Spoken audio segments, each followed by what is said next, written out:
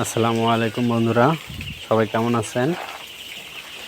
এই তো আমার মুরগির বাচ্চা আজকে দ্বিতীয় ভ্যাকসিন করানো হলো।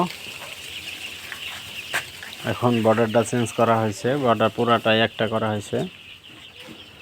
আল্লাহর রহমতে বাচ্চাগুলো সুস্থ আছে, দেখতেছেন।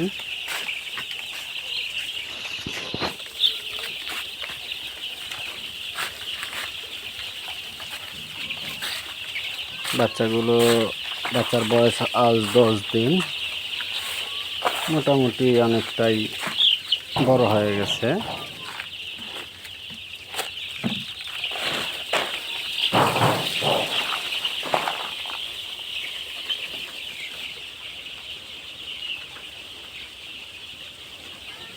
ঠিক আছে বন্ধুরা, আবার অন্য ভ্যাকসিনে দেখাবো। আজ এই পর্যন্তই।